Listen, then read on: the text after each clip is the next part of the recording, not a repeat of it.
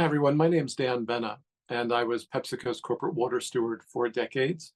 Then I left, started my own consulting company, and now I'm a senior consultant for an environment, health, safety, and sustainability company called the Antea Group, in addition to being an honorary professor for Glasgow Caledonian University.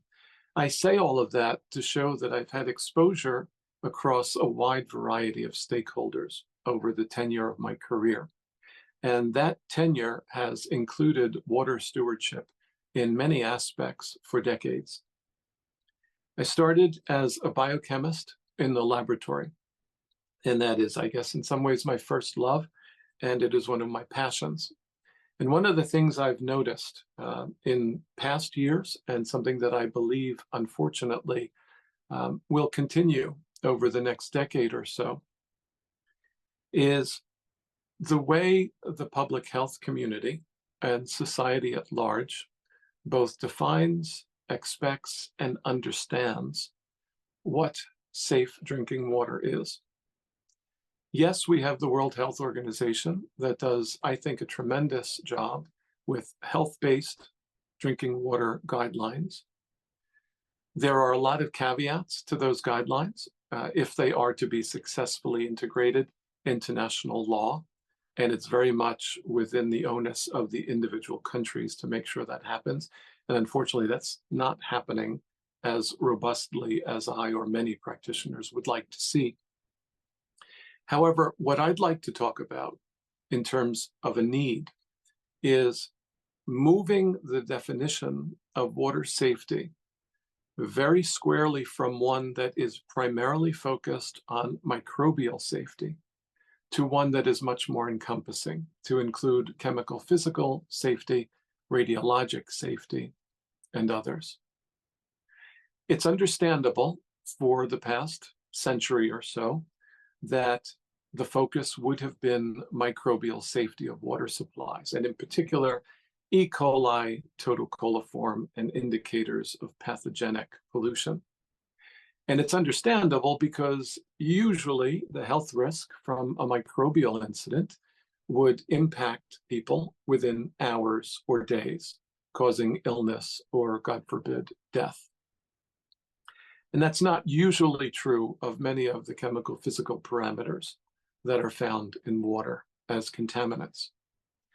However, I think that after 100 years or so, we have evolved enough technologically and scientifically to bring the understanding of water quality and safety much more to the fore beyond primarily a focus on microbial safety.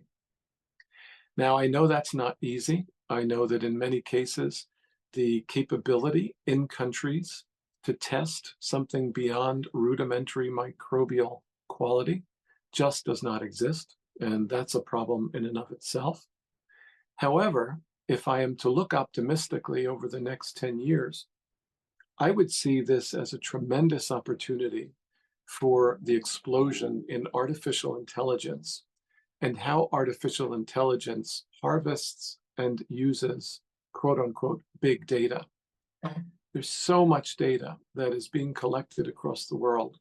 And if artificial intelligence can help develop systems that can provide rapid, sufficient, accurate, and precise ways of testing chemical water quality, radiologic water quality, physical water quality, and safety, that would be, in my estimation, a tremendous step forward for the overall public safety vis-a-vis drinking water quality. I know that there are some companies that have already commercialized sensors that can test multiple chemical parameters in water supplies.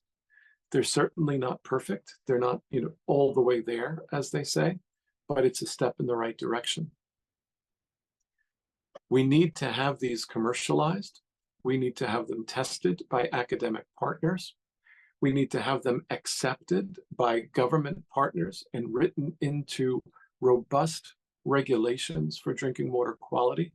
And we need those regulations to be sufficiently funded and supported with the right capabilities to be able to verify and help assure that the population of any individual community is in fact dependably receiving sustainably managed, safe drinking water.